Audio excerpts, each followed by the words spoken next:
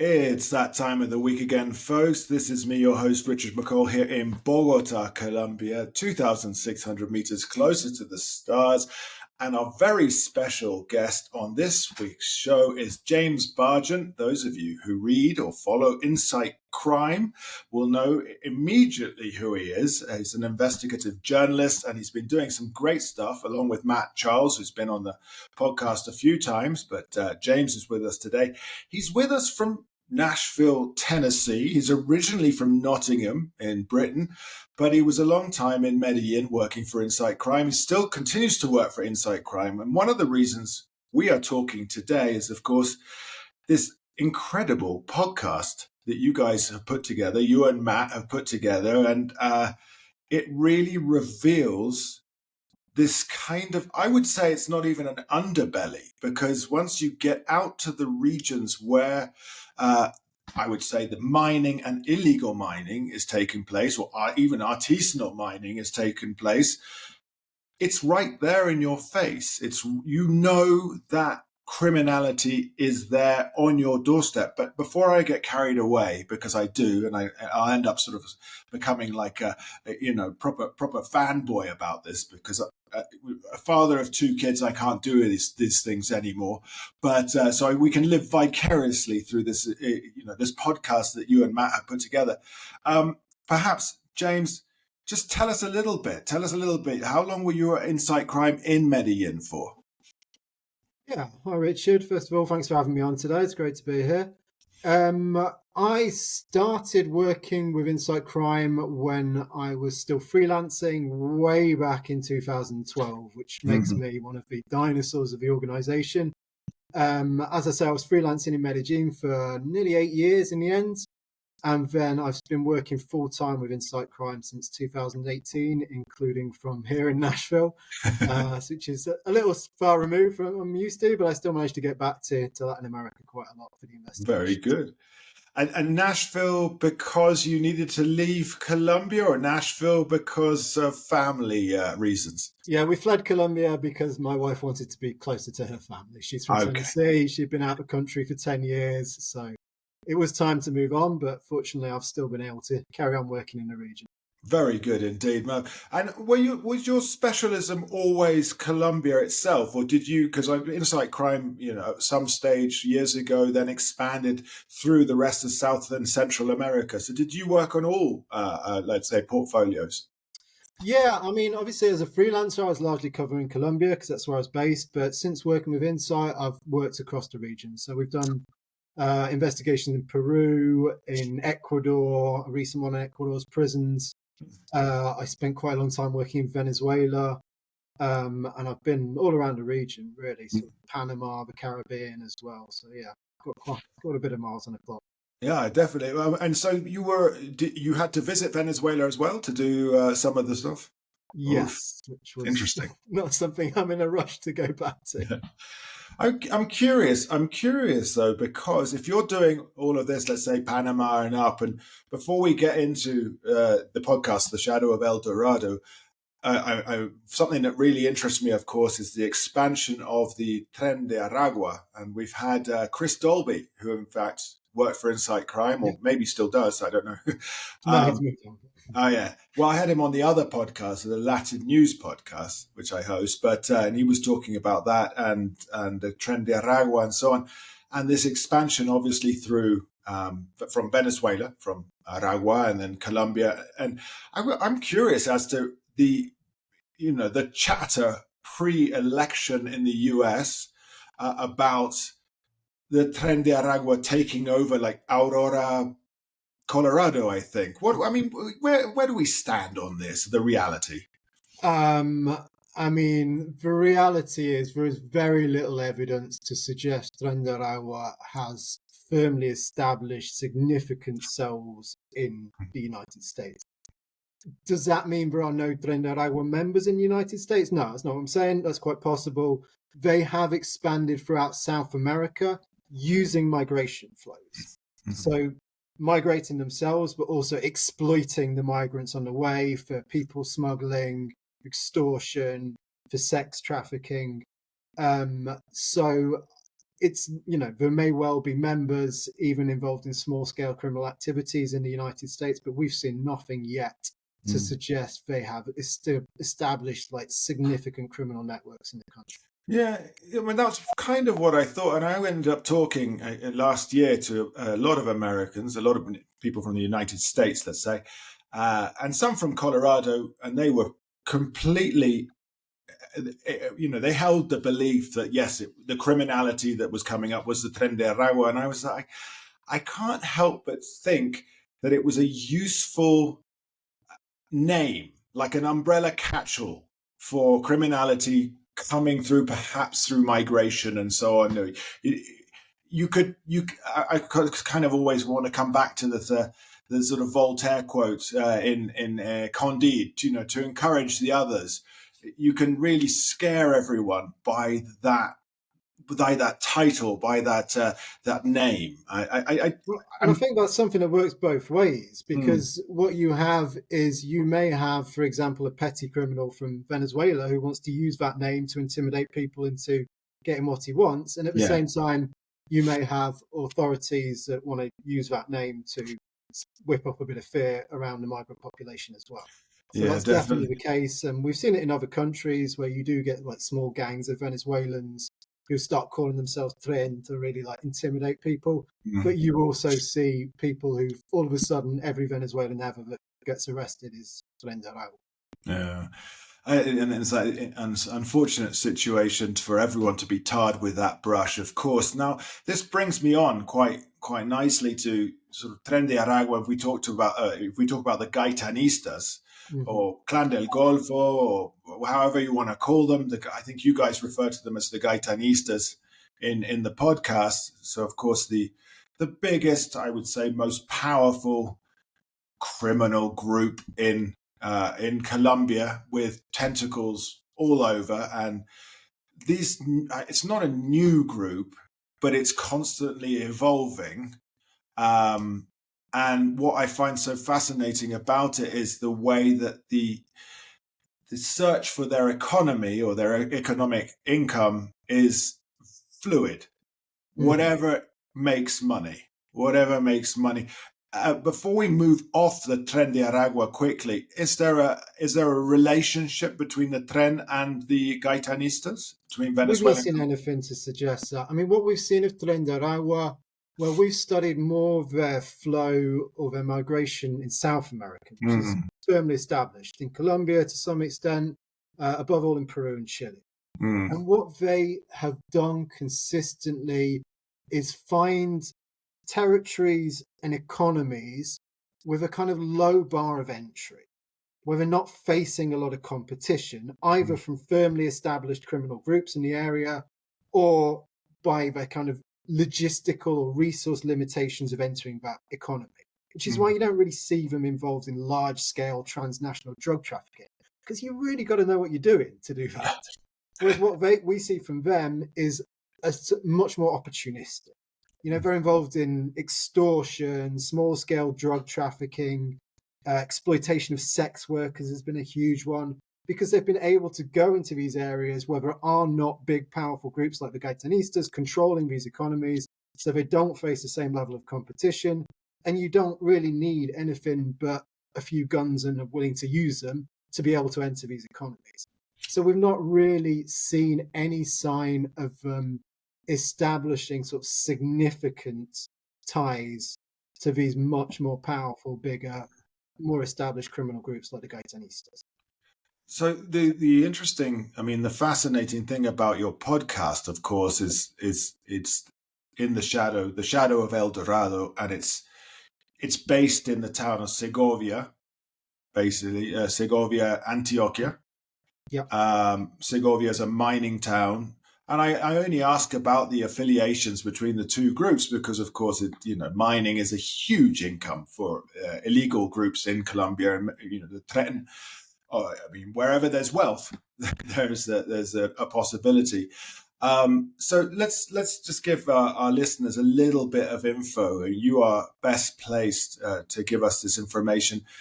The Gaitanistas, as they are, if we think would you call them the next evolution? They've gone sort of, let's say, paramilitaries and the pseudo demobilization of the AUC that then goes into like the Urabeños and the Rastrojos and everything else and the Pelusos, and then they become, well, sorry, I missed out the Águilas Negras in there as well. Is this the next level of, let's say, these offshoots of former paramilitary groups? Yeah, I mean, I think they've been the real survivors of this process. So after the AUC demobilized, there was a period when there was something like 30 groups of these rearmed paramilitaries, and then they coalesced into these bigger organizations, the biggest being the Gaitanistas, or Años, de Golfo, whatever we're calling them, and the Las Rojos. But they kind of emerged from that process as the only last major surviving organization. But the way they did that was through evolving. And the structure they've evolved is this kind of decentralized structure where you've got your core group in Urawa and you've got your top leaders. But in the local areas like Segovia, these groups are largely sort of semi-autonomous. They're there at the service of the national organization, but they're left to like make their own money from whatever's in their area, which is going back to what you said before about this diversification of the criminal economies they're involved in. Because they're no longer just a drug trafficking organization. They're a local cell that is making money from the region while performing services to the kind of drug trafficking leadership, which is where you've really seen this massive expansion to areas like illegal gold mining. I mean, it is a really interesting growth. And I can't think about under President Duque, of course, there was that big brouhaha, I think more than needed to be so, about the capture of Otoñel, who at that point was in command of the Clan del Golfo, the Gaitanistas, and he was immediately extradited to the US before he could start talking. Call me a conspiracy theorist, but I think there were things he should have said probably back here in Colombia. Yeah, and well, I mean, we saw this a lot with the extradition of the AUC leaders, where they get extradited to the US, they cut deals on drug trafficking charges to get shorter sentences, then those files are sealed, and so are their lips. Yeah, definitely. And so on this level, quickly before we plunge into the podcast as well, why and how did these guys come up with the name Gaitanistas? Why did they use this name? Out of all the names they could have used, they've taken, a rabble rouser who was, of course, I mean, even today, I don't even know if he's particularly left of center, really. He was in a period, so he was Gaitan, Jose Eliezer Gaitan, 9th of April, 1948, the Bogotazo, assassinated in downtown Bogota, etc. A figure for hope in Colombia, a figure of left of center, land reform, representing the downtrodden. And this criminal group has appropriated his name. It feels very wrong. Yes, I mean, it is very wrong, clearly.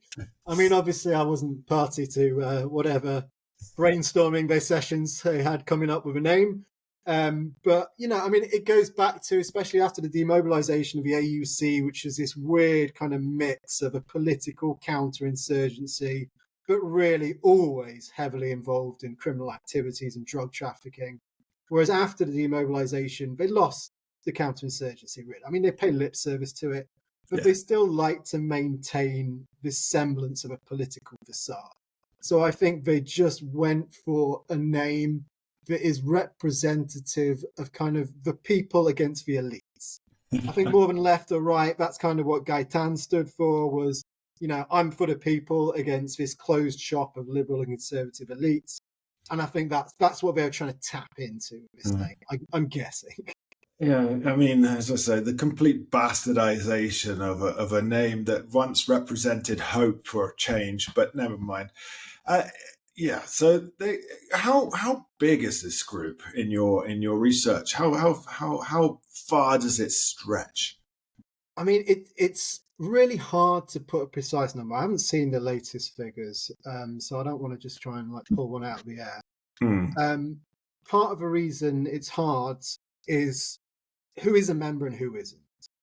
You know, obviously you've got your core leaders in their like home territory of Urawa.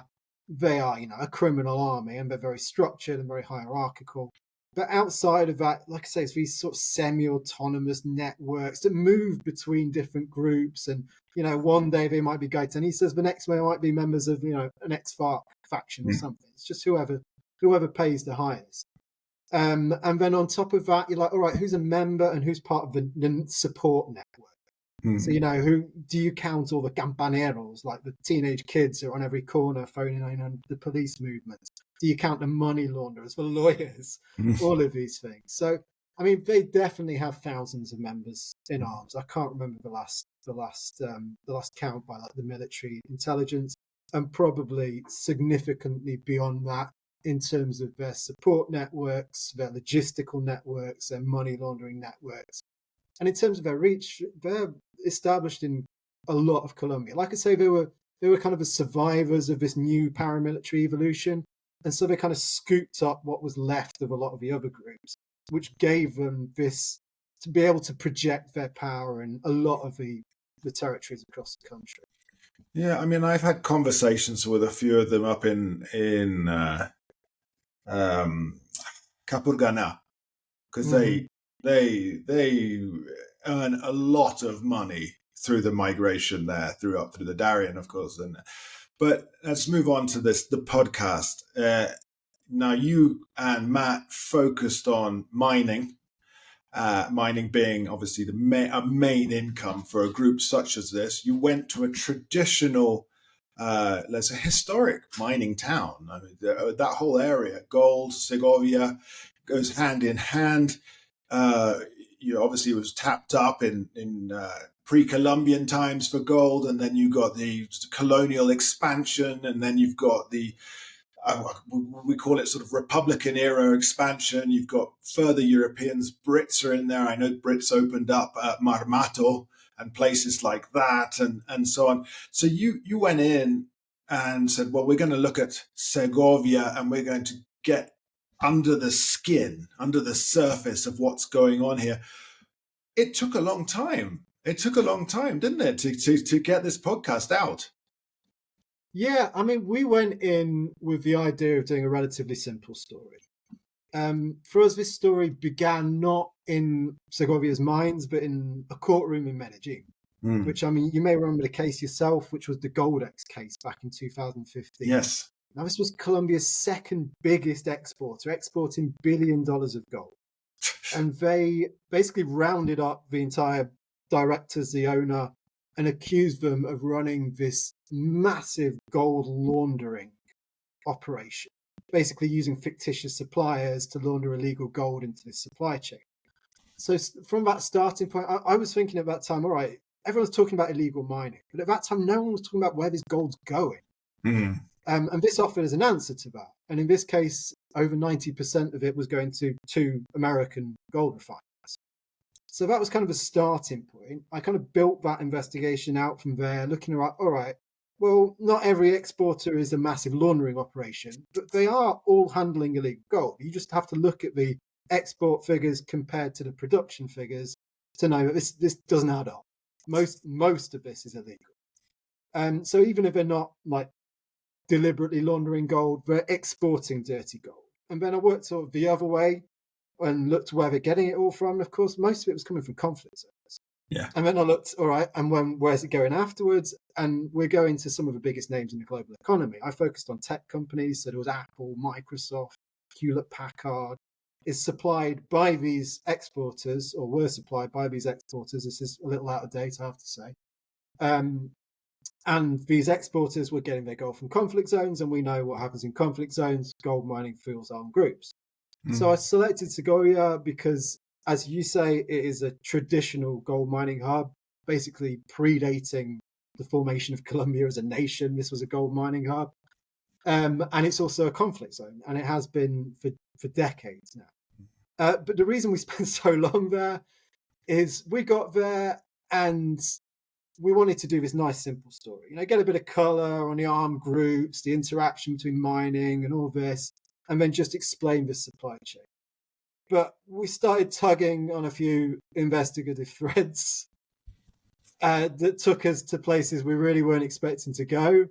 And then we just kept going back and we kept going back, and we just need this bit of a story. But now there's another bit of a story. We just need this bit of a story. And we spent years doing that. Yeah. And at the end of the day, I think the thing is with most investigative podcasts, you kind of start with a central mystery, right? And you follow the reporters as they try and get to the bottom of this mystery. This is kind of the opposite. We started with essentially quite a simple story comparatively. And instead, we ended up just wandering into this labyrinth of what the history of Segovia that just kept us coming back and back and back. And here we are 10 years later, finally publishing. But it's great. It's great that I love it when long-term projects come into fruition. And also the way you have to go back through it to update or to... You learn, it's not just about the subject, but you learn about yourself. You learn about what was important to you back in day one and what is important midway through and what's important now, and how, of course, the scenarios in Colombia have changed or haven't changed. I think there's something to be said about a 10-year project. Of course, you weren't working on it all the time, but I think there's a lot to be said about that. But so perhaps we could look at Segovia.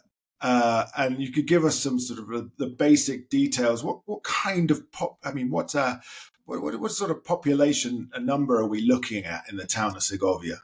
Segovia in the town, I think, is about 40,000 people. So not a tiny little hamlet. It's a proper town, but neither is it a big city, and it's kind of perched in the Andes, and it has its sister town, Remedios, which is kind of like the quiet sister. Like Segovia is just noise constantly, all the time, a 24/7 party, motorbikes. And Remedios is about 20 minutes away, and everything that happens in one happens in the other, but Remedios is just a bit quieter. So they're both kind of mining towns. They're both completely focused on mining. Like you take mining out, but just the entire economy collapses, and they have been for pretty much for entire modern history. I find this again as in one of the podcasts you discuss the fact that the mining is going on right underneath, like the living quarters of people's homes and so on. You even describe yourselves able to like reach your hand through a wall because of the subsidence. So I get that. I have this image of this sort of pockmarked town, which just everyone's going for it.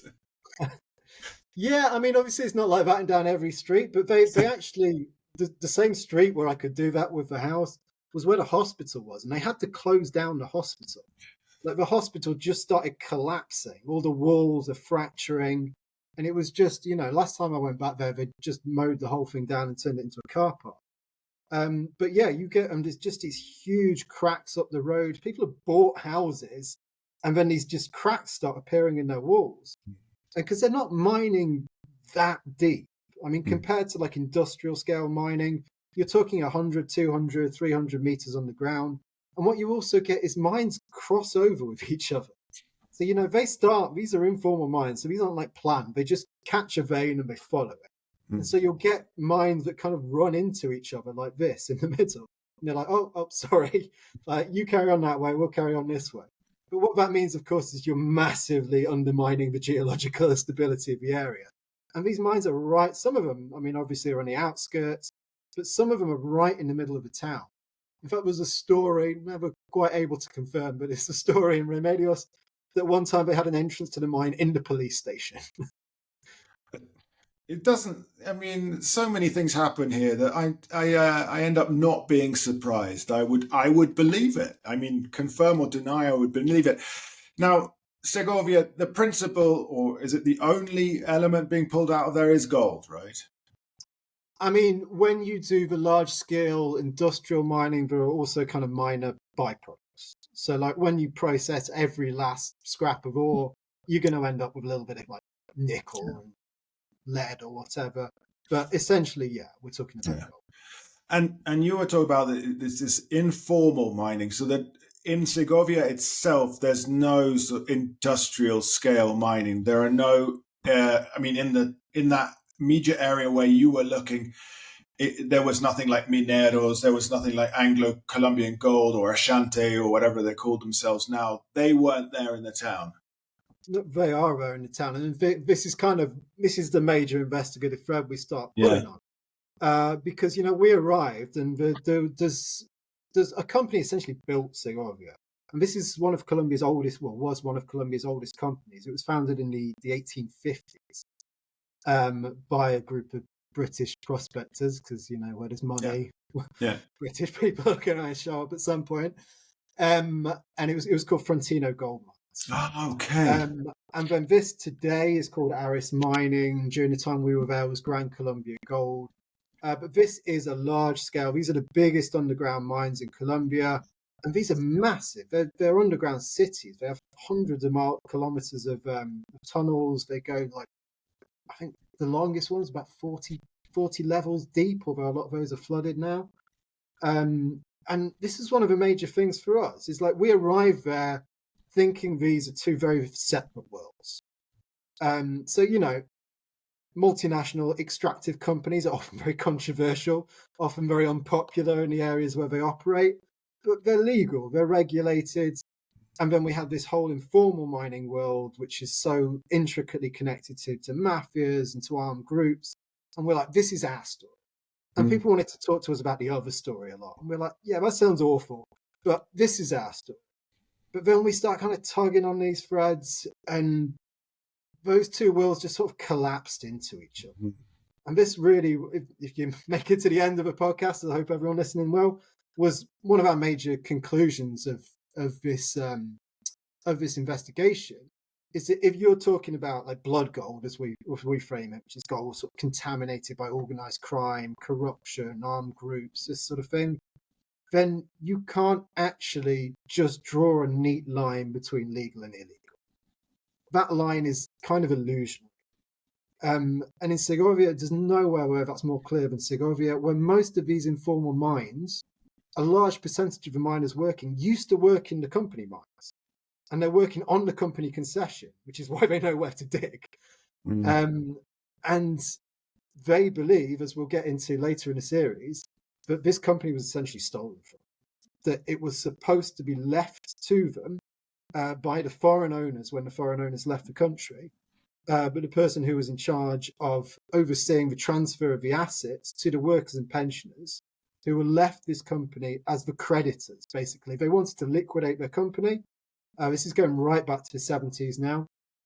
But they also have these commitments, these like labour contracts, these pension commitments. So they couldn't just walk away, which is what they wanted to do. So they came to this agreement to just transfer the assets to their creditors and say, there, this is yours now. Do what you like. We're out of it. But instead of that happening, the guy who was supposed to oversee it just kind of tucked the papers away and ran the company himself for 20 years.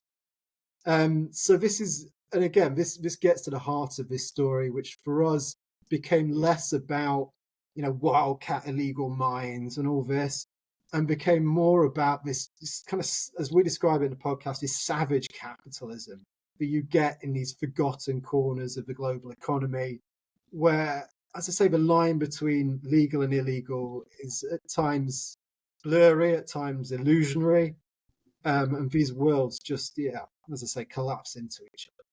Yeah, you see, I've been doing a lot of an analysis on mining, and that's why I wanted you to go that way on it, because there is that formal informal line is blurred. I'm very aware, for example, up towards into Cordoba. I don't remember. I think it's El Pato or somewhere along those lines. I think you're in from Nechi and all of these areas up into the past Caucasia. And on one area, you've got like a huge industrial mining outfit, Colombian owned and so on. And then next door, but working alongside, is this, again, as you sort of say, the wildcat miners. And well, they know one another exists. They know where the veins of gold are. They know all these things, and they work together. There is a flow of information and so on. Well, I mean, what you see in Segovia is a little different to that. It's a major conflict. It is a social conflict between the informal miners who really are the major motor of the local economy. So it's not just who works in the mines, all the local businesses run around mining. They have the processing mills, they have the gold traders, they have what's known as the chatareras, which are mostly these single women that kind of work with the leftovers from the mines and they just get scraps of gold out of it. And then you've got a significant number of people that work in the legal mines. But that's basically, a wage and that's it, as in what you earn from the mining. It doesn't drive the economy in the same way.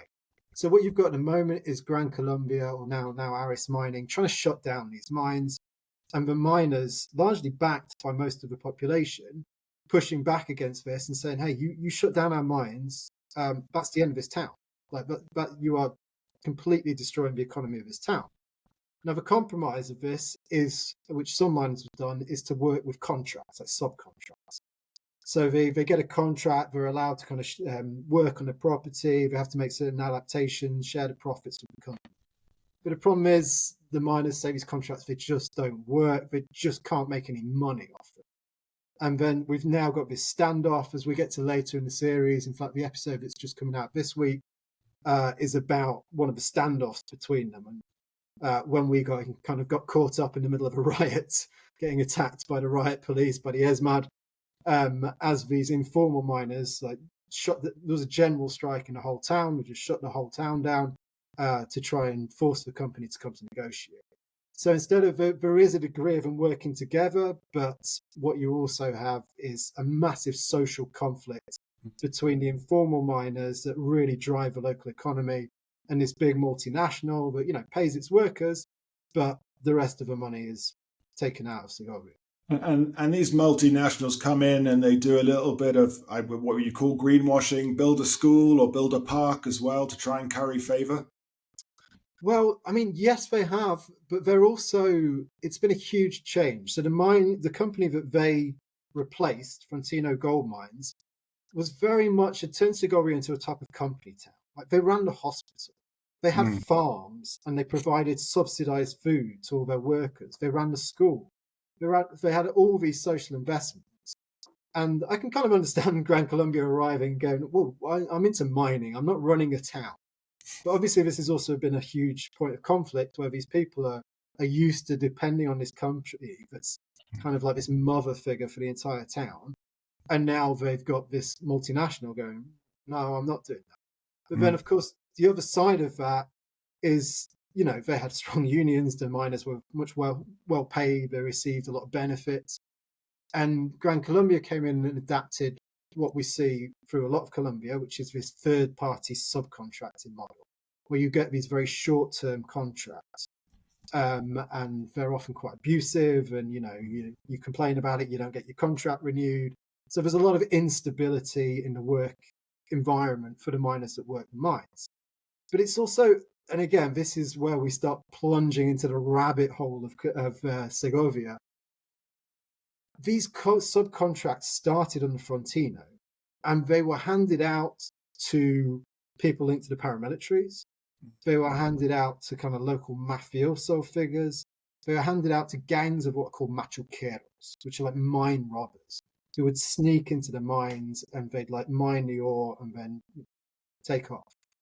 And at one point, like thousands of these mine robbers, they just invaded.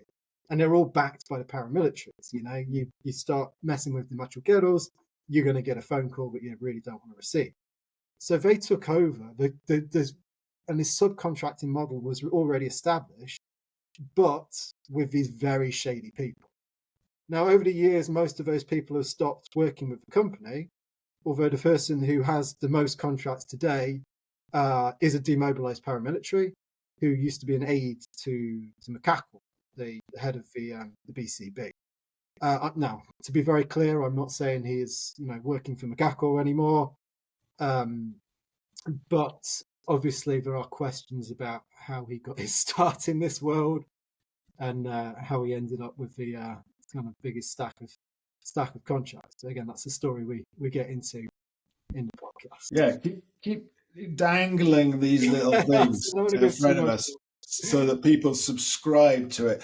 Exactly. I have spent time in sort of southern Bolivar, where of course there's mining, and so my wife's paternal family is from Gamara, and then further south, Gamara Cesar, but further south from Morales in Bolivar and so on. And I've been into Morales once, and again the family said, I got a motorcycle to take me in and so on. And so the family said, you need to leave here before nightfall. You're too white. Everybody knows you're here. And the reality is I remember the noise, speakers everywhere.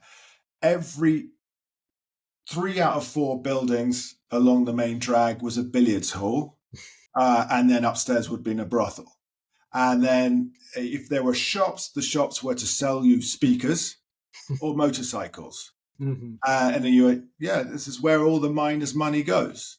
This is where it goes. Am I getting the right idea as well for Segovia in that kind of format? Very similar, yeah, very similar indeed. There are a lot of bars, a lot of billiard halls, a lot of brothels and strip clubs, a lot of mining shops, and so many motorbikes. Yeah, I swear, someone told us, again, I haven't gone around and counted it, but someone told us there's more motorbikes than people. So I believe wouldn't it. be surprised. I So it's believe just, it. and what they do, of course, is because they work according to what they earn each time. So you might go to the mill, you get your gold, and you're like, oh, I barely have enough to eat for the next 2 weeks. Or you might be like, wow, I've done really well. And obviously, a lot of these are young men. Mm. So what do? They go out and they'll go back to work 3 days later broke, but they'll have had a hell of a time in the meantime. So yeah, very similar, very loud, Yeah. and yeah. And I mean, it's loud by Colombian standards. I mean, because Yes. Colombia is loud. And then this brings me to another point is, and off mic we mentioned a friend of mine, Nadia Drost, who's a journalist who wrote a very long, almost a book length piece about Segovia, and she spent a significant amount of time there. And she kept trying to interview the prostitutes about, and of course, she wanted to know about the effects of mercury, perhaps on their what would we call it, stamina, prowess. You know what I'm getting at here. But of course, the prostitutes would say, no, there's no greater man, there's no greater macho man in Colombia or in the world than a miner, because they didn't want to offend their clientele through all of this, which I found was a very interesting way of one side of the economy trying to support and standing up for another side of the economy, which kind of dovetails me in. If you've got all this informal mining, then there's mercury, and the mercury is in the air, and it's in the water, and it's in the soil. Did you get to investigate this side of things a bit? I mean, Segovia, there was a 2012 study, I believe, done by the UN, where of all the places they studied, Segovia had the highest mercury contamination levels in the world. Mm. It's not something we looked into intensely, but it's predominantly in the air there. You get it more in the soil and the water with kind of surface mining. Mm. Whereas what you get because Segovia is subterranean mining, like going underground. So what they do is it's in the processing. They grind up the ore with mercury to get these amalgams of gold and mercury. And then you go into the gold traders and you just like burn it. The mercury goes into the air. And I remember looking once, I can't remember what project it was, but I think it was a USAID project or something like that. And they'd done a study and they put up these little patches that kind of indicated mercury. And then they drew up this heat map of Segovia, like showing where all the strongest levels were. And I'm looking at this heat map and I'm like, oh, there's our hotel, right next to this massive red glowing spot. And I'm like, but there's no getting away from it. And they're all in the middle of town. They're just all lining the streets. And, some of them will have sort of ventilation to try and capture it, but most of it just straight into the air. Tell us more. I mean, the mercury obviously is a great concern, and it's a great concern for obviously future generations. But tell us how this industry works in relation to the Gaitanistas, because as you said, there's the contracts, and then I guess there are private informal miners. Do they have to pay a vacuna to the Gaitanistas? A vacuna being the sort of protection fee type thing or tax. Is that is there a percentage that's given off? How does it work?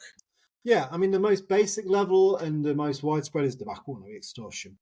Now they used to more like take cuts in the percentage of your. Nowadays, they tend to just come in and they'll do a kind of financial analysis. And they have their people, they know who's selling gold in town, how much they're selling. So they usually have a pretty good idea how much a mine's producing, and they'll put a price. One important thing to note on this, and this goes back to kind of this blurred line between the legal and illegal worlds, is it's not just the informal miners paying this. Mm. Part of this investigation, we realised with the subcontractors, they work in like teams, like combos. And what they like is to get a cut of the gold instead of a wage. And in fact, in this week's episode, we explore a time when the guy I was talking about before, the demobilised paramilitary, who's a subcontractor, refused to pay. He was like, I'm not paying any more extortion. And so they started going after his workers, and they started killing his workers. So in the end, the workers negotiated their own extortion payments, and they pay it out of their own pocket. So it's not just the illegal miners or the informal miners who are paying the extortion. With an extortion is just the kind of the baseline. It's the biggest amount of profit, but it's the baseline. They also they'll be involved in certain mines through kind of straw investors. So most mines you'll have like a group of socios or like partners who like put in the money, and then they'll divide up. You pay your miners, and then you get a percentage of the orders produced every week. So they would have their own people who would be kind of front men, and they'd put in the money, or they'd just say, we want a cut, we want a stake in this mine. So sometimes they're kind of lurking in the shadows behind certain mines, or they, not so much in Segovia, but in other areas, they run their own mines. But they also control a lot of the kind of the infrastructure around it. So they'll invest in processing mills or in gold traders because they're great for laundering money. They are involved in the sale of explosives. Like in Segovia, you need explosives, and it's illegal to get hold of them. The only way you get explosives is through the army. And then the army distributes it to legal mining companies and so on. So they're involved in that. They're involved in anything that you can kind of sell around it. And they're heavily involved with, what we kind of dubbed the mining mafia, which is this group of people who kind of have a foot in both worlds. And they have these portfolios of mills, mines, traders. A lot of them used to have contracts with the company, and now they don't. And these guys, it's where you cross that line between, okay, I've got to pay my taxes to the paramilitaries, but I'm paying so much, I kind of like something in return. And this goes back to the story Naja Drost wrote, who's about one particular member of this mining mafia, who was dubbed the Gold Czar of Segovia when they arrested him, Jairo Escobar. And he was like, I'm paying so much here, he became very, very close to the Rastrojos in that era. And he would contract them to murder people that stood in his way, essentially. We've mentioned, you mentioned there's, and my mind is boggling because, of course, you get your explosives from the army. It's the depot in the south. I think it's in Bosa. There's a big depot of the army. Then that gets farmed out or sold on to legal firms, and then they're filtering down. I know, obviously things go awry and so on. And I'm just thinking of the way, and I don't doubt, without getting myself in trouble, that people in the military have their engagement within the illegal side of things. I said it, not you. You're not in trouble. I am. But on the same level, when you went down, and you've been down many times with Matt Charles, did you ever fear for yourselves? Because you're getting quite you're getting quite deep into something that's really rather sinister. Yeah, I mean, Segovia is a place where, you step off the bus and you feel it. I mean, the tension, the fear there is just this background presence. And of course, the more you go there, the more normalized it becomes, and the less you're sort of consciously paying attention to it, but subconsciously it's always present in the back of your mind. And Matt, I mean, I remember Matt speaking to a contact he had nearby, not in Segovia. And he was like, look, these guys, they know who you are, they know what you're doing, they know what you're talking to. So, just keep an eye out on yourselves. They even said that, one of the people we're talking to is kind of one of us, which led to me and Matt kind of playing this game of paramilitary guess who with our sources. Like, do you think it could be him? Is it him? Is it him? Um, but and like strange things happen. Like, they're keeping tabs on your movements. People would just come up to us and just start chatting and go, oh, yeah, I know you. You're the English guys that stay in that hotel down there. How's the work going? And things like that. I mean, you'd see them speaking to strange men on the corner afterwards and things like this. There was one time we were followed. It's just after the time was shut down, when they started killing Julio Rasa's workers. And we were filming outside the mine, and this guy on a motorbike starts following us everywhere. Every time we get off, he's like on the phone calling us. I'd say the only time I there was a moment I genuinely thought, okay, this is it for me, which wasn't to do with the armed groups. It was the first time I went down a mine. And these mines, they're very different how you get in. I've been winched down these shafts perched on a metal bar. One time we had to go down on this vertical ladder into this pitch black shaft. I couldn't even see the bottom on these rotting, slippy boards, and just climbing down and don't fall, don't fall, don't fall. But this was Las Brisas, which is the first mine. It's the mine we focused on in the podcast. And you just walk down, basically. And it's about 250, 300 meters down, which doesn't sound very far. Even I could walk up a steep hill, 300 meters, all right. But it's hard work. It was hard. So we get to the bottom of the mine, and I'm just absolutely knackered. I put my hand out to the side to just kind of steady myself and take a breath. And what they have is they have these live wires going down, because they have these bells, which are to say, yours ready, or there's an emergency. And I put my hand out and I touched this live wire, and it gave me an electric shock and knocked me off my feet. And the look on Fabian, I was the miner I was down with Fabian, who's also in the series. The look on his face, it was just like, oh my God, I've killed a gringo. I'm in so much trouble. I mean, I think he was half thinking about, maybe if I just move some rocks here and leave this guy here, I'll be okay. But it wasn't that. It was on the way back up where he kind of got his revenge for it. So we're walking upwards, staggering upwards towards the surface. And all of a sudden, there's this deep rumbling noise. And obviously, I'm kind of primed to think this, but I was like, that's a cave-in. That is the sound of rocks hurtling towards my face. And I stood there, and I swear, the only thought going through my mind was, oh, this is how I die. This was before I started working with Matt. I was working with another colleague, Michael Norby, and he had the same thought, and he kind of leapt out the way and tried to hide in the side, whereas I'm just kind of standing there waiting for the embrace of death, basically. And but Fabian is just absolutely wetting himself with laughter, because it wasn't a cave-in. It was just the sound of them firing up the ventilation system, because they've got these big tubes that pump air down. So I'm there like this. My friend's cowering behind a rock, and he's just absolutely wetting himself with laughter. So yeah, not a close call, but that was the moment I most feared for my life.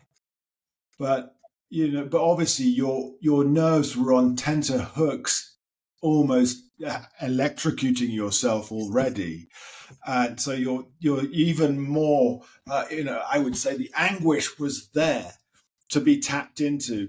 I've been reading this book about coal mining and how it's. I'm still reading it, actually, by the journalist Jeremy Paxman. And it's an incredibly good book, but of course it's called Black Gold, and it talks about the UK or Britain and how it industrializes. But I'm just thinking about all of the disasters that have been detailed in that book, and thinking about because when they talk about some of these mines, like up in Derbyshire or up in near to Wrexham and stuff like that, people having to really hunch over to get down them. Is that what it was like as well? I Oh, mean, you absolutely. really Yeah, feeling the yeah. burn in your legs. Yeah. And like they are very narrow. I mean, Yeah. a guy like me, there are places you have to walk stooped over just to get through to the front. And the Mm. front itself, it's just above my head. So I did crack my helmet a few times. You've got to go down with my helmet on. I could probably just about sort of stretch out my arms either side.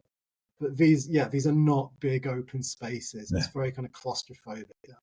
You're a tall guy. I'm about 6'1", so Yeah, that's good tall enough. enough. Yeah, That's tall good enough. enough to crack your head open, Yeah, definitely. definitely. I'm 6'2", and I would think I would have a very hard time of it. I have a hard enough time of it in Colombia in general. Yeah, just squeezing that boss in Colombia is hard enough. It's not a country made for tall people. No. So okay, you've talked about let's say the natural side of the danger, but you were followed a lot of times on motorcycles, but there was never any time that you had to like say, okay, we got to leave town. No, that never happened. And it's almost the strange thing about working in these areas is it's almost a relief to know they know who you are and what you do. Yeah. Because it is much, much more dangerous when they don't. And they're like, all right, who are these guys? We better pick them up in case. Whereas if they're keeping tabs on you, then if you cross a line, you're gonna know about it.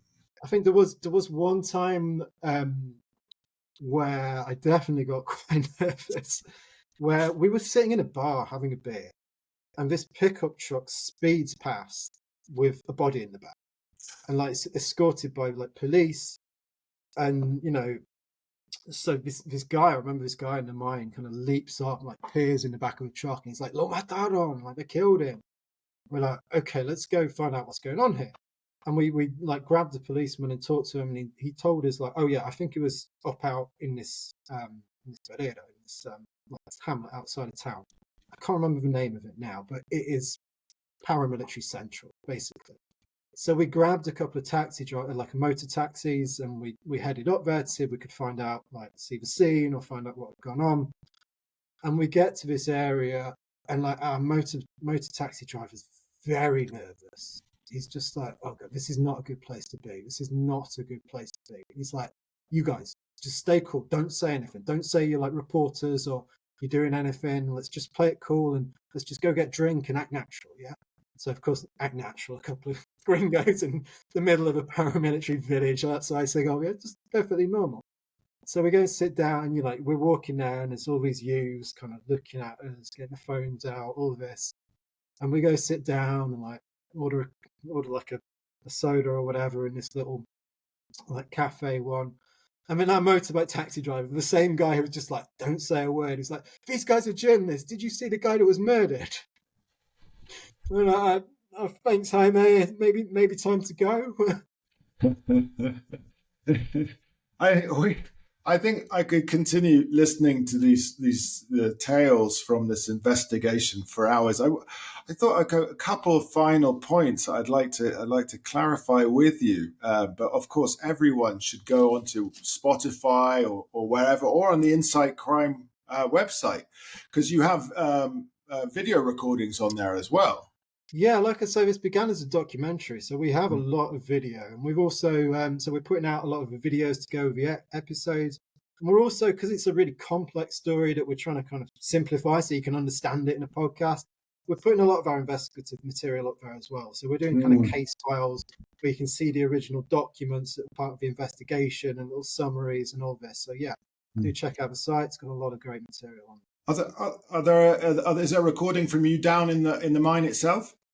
There is a video of the mine of Las Brisas where I was. Fortunately, it doesn't have my terrified face in it. Oh, I wanted to see that. I was gonna use that as publicity. But in a perfect world, is there any way that you can see Segovia becoming, I don't know, a formal mining hub rather than being controlled by illegal groups or elements or mafias? You who have spent so long there, is there a solution to this? Because obviously one way of I would say, diminishing or decreasing a group's influence is cutting off their income and their economy. Is there any way you can see this happening, or it's just going to be a cyclical event here? I mean, I think there's two sides to that question. One is the mining itself, and the other is the armed groups. So the mining itself, there are solutions. Yeah. I mean, these guys, they all say to us, we want to be legal, we want to be regular, we want to be formal, just not on the terms that is being presented to us, because they say the terms and the conditions we're suspected to meet are basically set up for major, massive mining companies, for big mining companies with capital and resources. And like, we can't work like that. It's got to be tailored to the realities of our situation.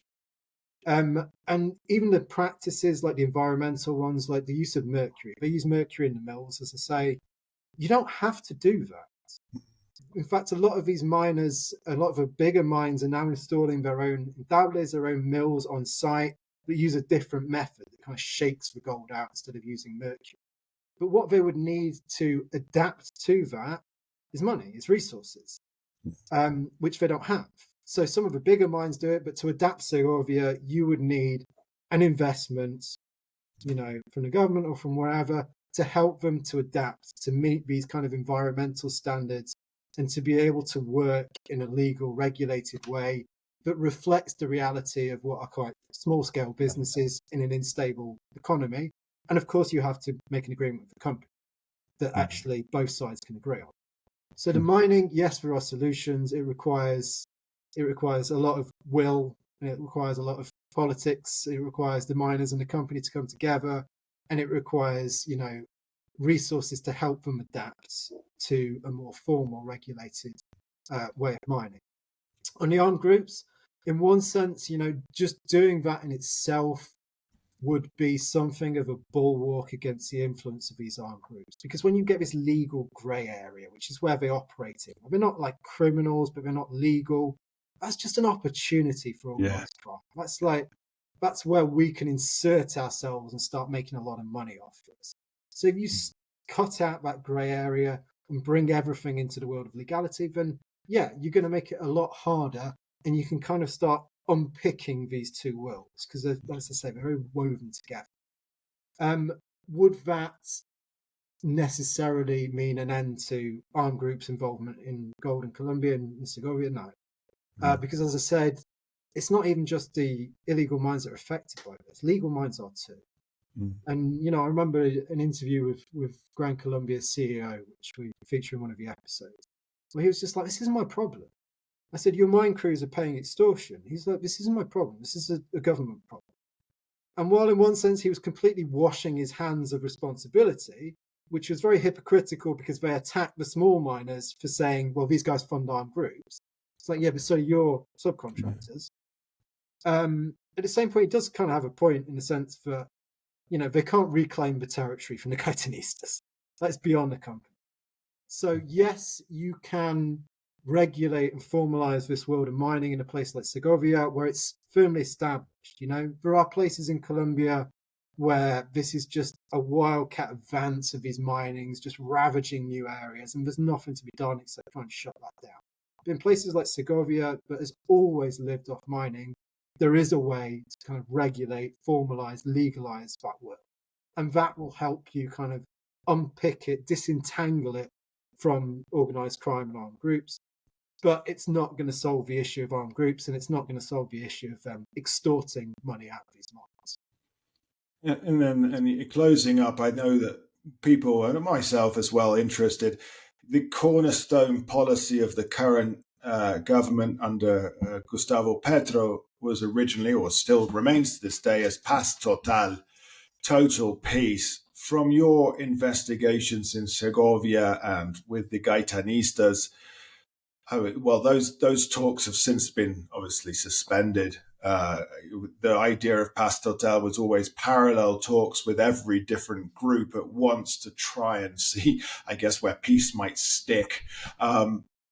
With your sort of knowledge of the Gaitanistas and how they work, do you really feel that there was ever any impetus? They didn't have any drive or need to negotiate with the government? I think this goes back to this evolution in the model that the Gaitanista have established. So you can say the core leadership may well have a motivation to strike that sort of deal. Ordoniel, the leader of the Gaitanistas, was spent years just trekking around the jungle, staying in a different place every night in these little shacks. That's not a life. That's not why you make your millions in the drug trade. So they would have certain motivation to cut the deal, and I'm sure they'd be able to bring certain arms structures with them in terms of demobilizing. But because you've got this kind of decentralized network of a model, those on the ground are not going to go with him. They're like, what's in this for me? Yeah. Like, I could stay here doing what I'm doing, making money off the gold trade and drugs and whatever else, or I could go because some distant leader in Urawa who's not looking out for me and doesn't care for me has cut a deal with the government. And this goes back to what we've seen in Segovia ever since the AUC, which is just cycled. It's a recycling of groups and violence. It's the same people, but they take different names. So since the AUC, you've had the Central Bolivar bloc, you've had the Rastrojos, you've had the heroes of the Northeast, you've had the Gaitanistas, the liberators of the Northeast, and it just goes on and on and on. But it's the same thing because you take one group out, but the same people stay in the area and just take a different name. And they either operate on their own or they join another group that comes to kind of pick up the leftovers of that.